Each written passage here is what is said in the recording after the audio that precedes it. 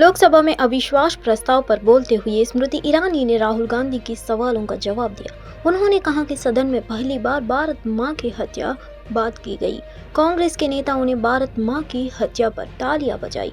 उन्होंने कहा कि मणिपुर कांडित नहीं है, विभाजित नहीं है, मणिपुर मेरे देश का हिस्सा है। स्मृति ईरानी ने इस दौरान कांग्रेस पर जमकर निशाना साधा। उन्होंने कहा कि कांग्रेस इंडिया नहीं है, ये लोग भ्रष्टाचार को परिभाषित करने वाले लोग हैं। स्मृति ईरानी ने पटलवार के पहले राहुल गांधी ने बीजेपी पर जमकर निशाना साधा। मणिपुर के लोगों को मारकर भारत की हत्या की है और हर रोज जब तक आप हिंसा को बंद नहीं करोगे तब तक आप मेरी मां की हत्या कर रहे हो। आप हिंदुस्तान को मणिपुर में मारना चाहते हो। पहली बार राष्ट्र के इतिहास में भारत मां की हत्या की बात की।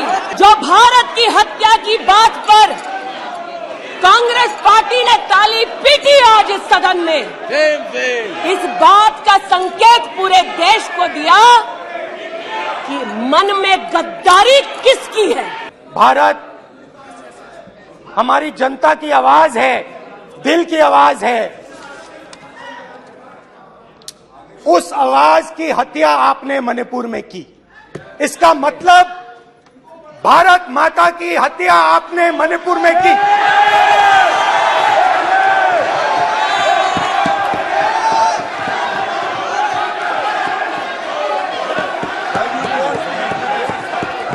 भारत माता को आपने मणिपुर के लोगों के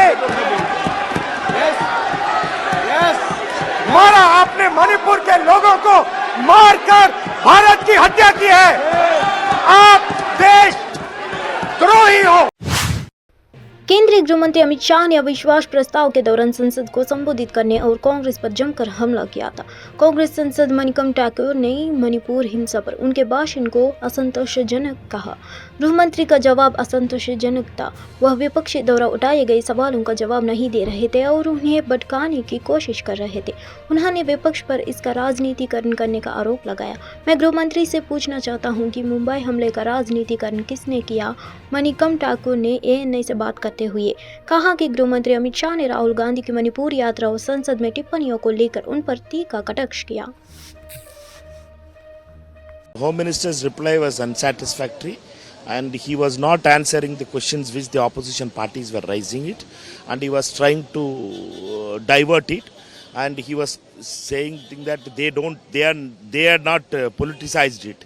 In the House, he also took on Rahul Gandhi for politicizing the whole issue of Manipur. He said that he would have gone through the helicopter, which he did on the next day, but he politicized it. Amit Shah ji is insensitive. We can see his reply. It is full of arrogance and full of misguided informations. He wanted to spread lies about it, and I wanted to ask the Home Minister that Lok Sabha सांसद locket Chatterjee ने कहा कि राहुल गांधी ने पूरे देश की महिलाओं के अपमान किया है क्योंकि उन्होंने संसद से बाहर निकलते समय कथित तौर पर फ्लाइंग किस किया था। लाकेट चटर्जी ने कहा उन्होंने सिर्फ स्मृति ईरानी का ही नहीं बल्कि पूरे देश की महिलाओं का अपमान किया है। बीजेपी की महिला सांसदों ने इससे पहले कांग्रेस नेता राहुल गांधी ने लोकसभा में अविश्वास प्रस्ताव पर बहस के दौरान उसने भाषण के बाद संसद छोड़ते समय फ्लाइंग किस करने का आरोप लगाया है। महिला सब लोगों को बोले है कि शांति में शामिल होना चाहिए। बहुत ही अच्छा प्रस्ताव बोला, बहुत ही डिटेलिंग में उन्होंने कहा है। तो मणिपुर के लिए जो चर्चा चल रहा था कि मणिपुर के लिए चर्चा चाहते हैं, अभी तो अमित शाह जी ने चर्चा पहले से ही चाह रहा था। आज अमित शाह जी बार बार बोल रहे थे, आज उन्होंने चर्चा में पूरा मणिपुर को घटना का विवरण दे दिया। लोकसभा में अविश्वास प्रस्ताव के खिलाफ हो रही चर्चा का आज दूसरा दिन था। इस दौरान केंद्रीय गृह मंत्री अमित शाह ने विपक्षी के कई सवालों का जवाब देते हुए मणिपुर हिंसा मामले पर भी बात की। हालांकि लोकसभा और राज्यसभा की कार्यवाही को आज के लिए स्थगित कर दिया गया है। लोकसभा में आज चर्चा के दौरान अमित शाह ने विपक्ष पर खूब निशाना साधा। इस दौरान अमित शाह ने कहा कि UPA अच्छा नाम था, गठबंधन के नाम को बदलने की क्या आवश्यकता थी। इसके बाद अमित शाह ने UPA पर स्कैम्स का आरोप लगाते हुए कहा कि UPA 12 लाख करोड़ के भ्रष्टाचार में शामिल है। तो घोटाला किसने किया? UPA ने किया। 2G स्पेक्ट्रम किसने किया? UPA ने। सत्यम घोटाला किसने किया? यूपीए। कॉमनवेल्थ घोटाला किसने किया? यूपीए। कोयला घोटाला किसने किया? यूपीए ने। अच्छा नाम था यूपीए, 10 साल सत्ता में भी रह लिए थे। क्या प्रॉब्लम था भाई, नाम क्यों बदला? इतने सारे घोटाले टोटल लगाया तो 12 लाख करोड़ के बाद मैंने टोटल छोड़ दिया। मान्यवर, अभी भाई एक मिनट, अभी उनको अपने गठबंधन का नाम बदलना पड़ा। अच्छा नाम था यूपीए, 10 साल सत्ता में भी रह लिए थे। क्या प्रॉब्लम था भाई, नाम क्यों बदला? मणिपुर मुद्दे पर विपक्षी सदस्यों के वर्कआउट के बाद राज्यसभा में digital personal data protection bill 2023 ध्वनि मत से पारित कर दिया। लोकसभा ने भी सोमवार को विधेयक पारित कर दिया था। यह विधेयक सुप्रीम कोर्ट की तरफ से निजता का अधिकार को मौलिक अधिकार घोषित करने का 6 साल बाद आया है। इलेक्ट्रॉनिक्स और सूचना प्रौद्योगिकी राज्य मंत्री राजीव चंद्रशेखर ने कहा कि संसद में पारित digital personal data protection bill 2023 नागरिकों के अधिकारों की रक्षा के लिए एक महत्वपूर्ण कदम है। यह इनोवेशन इकोनॉमी और कुशल राजकाज को समर्थन देगा। उन्होंने ट्वीट कर कहा, गोपनीयता के मुद्दे पर मेरी भागीदारी 2010 में शुरू हुई है, जब तक याचिकाकर्ताओं के तौर पर मैंने सुप्रीम कोर्ट में मुकदमा दायर किया था। Today is a big day. The DPDP bill has passed in the Lok Sabha and the Rajya Sabha.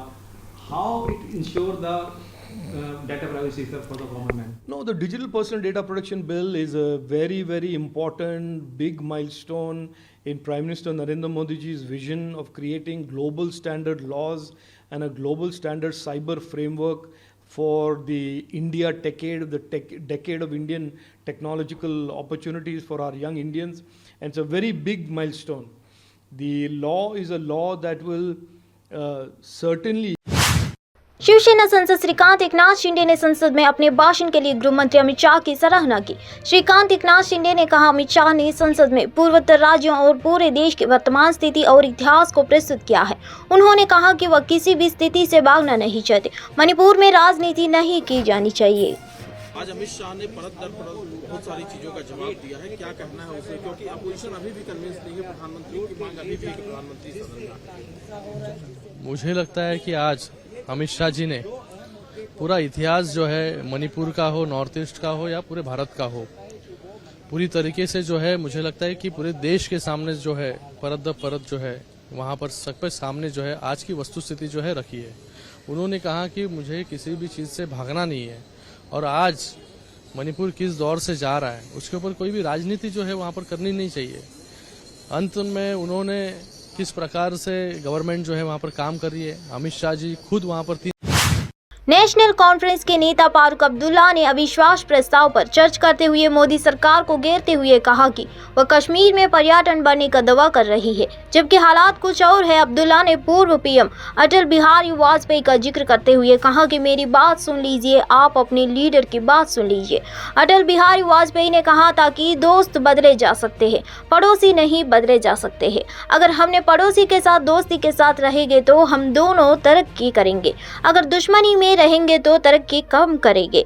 आप इसको माने या माने, अगर आप में दम है तो युद्ध कर लीजिए, कोई रोक तो नहीं रहा है, हम तो कभी नहीं रोक रहे हैं। हम पर शक मत करिए कि हम पाकिस्तानी हैं।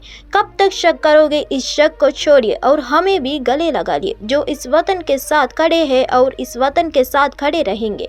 हमने गोलियां खाई और जिस्म अपने दिए, किसके लिए? हिंदुस्तान जिंदा है। आप में दम है, मैं आज आपसे कहता हूं, इस हाउस से कहता हूं, और आप में दम है तो युद्ध कर लीजिए। हो गया, हम तो रोक नहीं रहे, हम तो कभी नहीं रोका। दोस्त बदलाए जा सकते हैं, पड़ोसी बदलाए नहीं जा सकते। अगर हमने पड़ोसी के साथ दोस्ती में रह के रहे तो हम दोनों तरक्की करेंगे। Today we stand proud to be part of this nation, but this nation has a responsibility. Not only to Hindus. Prime Minister does not represent only one color. I'm not here to create differences or create bitterness. Nation is for all of us. If nation survives, we all will survive. ASI की एक team अपने सर्वेक्षण के 7वें दिन 10 अगस्त को वाराणसी के ज्ञानवापी मस्जिद परिसर में पहुंची। ज्ञानवापी मस्जिद परिसर में भारी सुरक्षा बल तैनात किए गए क्योंकि एएसआई द्वारा सर्वेक्षण अभी भी जारी है। इससे पहले 8 अगस्त को हिंदू पक्ष का प्रतिनिधित्व करने वाले एक वकील ने कहा था कि गुंबद का सर्वेक्षण पूरा नहीं हुआ है।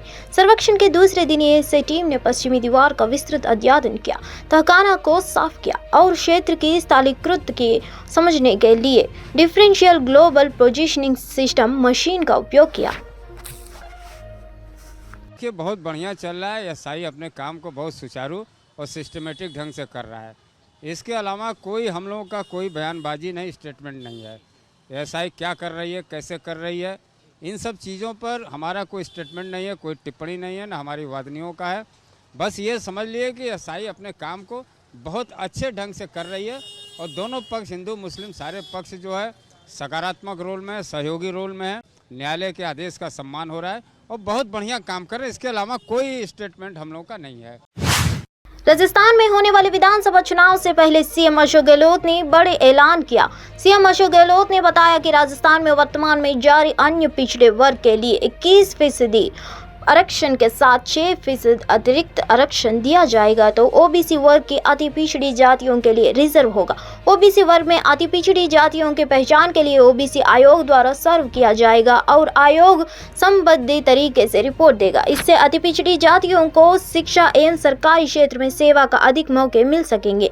इसके अलावा अशोक गहलोत ने कहा कि SC/ST के विभिन्न संगठन भी जनसंख्या के आधार पर आरक्षण की मांग लगातार कर रहे हैं। सरकार इस मांग का भी परीक्षण करवा रही है। उन्होंने कहा कि EWS वर्ग के 10% आरक्षण में राजस्थान सरकार ने अचल संपत्ति की शर्त को हटाया था, जिससे इस वर्ग को भी आरक्षण का लाभ पूरी तरह मिलना सुनिश्चित हो चुका है। आदिवासियों के लिए, दलितों के लिए, पिछड़ों के लिए कोई सोच नहीं सकता। अभी हाल ही में आपने कहा जाति की जनगणना होनी चाहिए। आपका इतना कहना मैं समझता हूँ पूरे देश को एक मैसेज दे गया है। हम चाहेंगे राजस्थान में भी जाति की जनगणना शुरू होगी। जिसका जितना हक है वो उसको मिलेगा जाति के आधार पर। आज 21% आरक्षण है राजस्थान में ओबीसी का। 27% तक आरक्षण की मांग लंबे से चली आ रही है, उसको हम पूरा करेंगे। और 6% एशियन चैंपियनशिप ट्रॉफी हॉकी 2023 में भारतीय टीम ने फाइनल मुकाबले में पाकिस्तान को 4-0 से हरा दिया। इस तरह हरमानप्रीत सिंह की टीम ने एक तरफा मुकाबला कर पाकिस्तान को हराया। वहीं इस मुकाबले की बात करें तो भारतीय टीम ने पहले हाफ के तकरीबन आखिर में पहल गोल दागा। इस तरह भारतीय टीम मैच में 1-0 से आगे हो गई है। भारत के लिए हरमनप्रीत सिंह ने 2 गोल दागे। इसके अलावा जुगराज सिंह और आकाशदीप सिंह ने गोल दिया। बहरहाल इस तरह भारतीय टीम पाकिस्तान को 4-0 से हराने में कामयाब रही। भारतीय एशियन चैंपियनशिप ट्रॉफी के सेमीफाइनल में पहुंच चुकी है, लेकिन अब पाकिस्तान का एशियन चैंपियनशिप ट्रॉफी में सफर समाप्त हो गया है। सर ओवरऑल अच्छा रहा मैच। आई थिंक नॉट मेरी बात नहीं करूंगा मैं, क्योंकि आई थिंक सबकी एफर्ट है उसमें कि हमारे जो फॉरवर्ड्स हैं इतने चांसेस क्रिएट कर रहे हैं, जो उनको रिस्पॉन्सिबिलिटीज़ दी गई हैं कि आपने टीम में कितना स्मार्ट रहना है। तो एटलीस्ट गोल ऑन शॉट और पीसी ले रहे हैं, अच्छे पासेस खेल रहे हैं। तो आई थिंक वो अपनी रिस्पॉन्सिबिलिटीज़ हैं। देन नेक्स्ट हमारे पे आता है जो पुश कर रहा है, स्टॉप कर रहा है, देन फ्लिकर आता है। तो बहुत अच्छा रहा है गेम सर ओवरऑल, और टीम का एफर्ट बहुत अच्छा था। बिल्कुल चूप का अगर देखें मैच का स्टार्ट बड़ा ज़बरदस्त था। डेफिनेटली आपके सामने हमारी यंग साइड है, मगर मैं समझता हूँ कि जो अंपायर ने फर्स्ट डिसीजन दिया है, जो पहला पेनल्टी कॉर्नर हुआ है, it was a wrong decision. हाथ से लिया और हाथ जो है वो आजकल इस हॉकी से ले सकते। दूसरे अंपायर ने भी उसको किया कि ये जो है, खैर लूज़र जो है वो always searching for the mistakes, but ये है कि हमारी टीम जो है वो अच्छा स्टार्ट लिया, मगर जब भी वो स्ट्रक्चर में रह के खेली है वेरी गुड। जब इंडिविजुअलिज्म आया है तो डेफिनेटली इंडिया का काउंटर अटैक बड़ा तगड़ा है।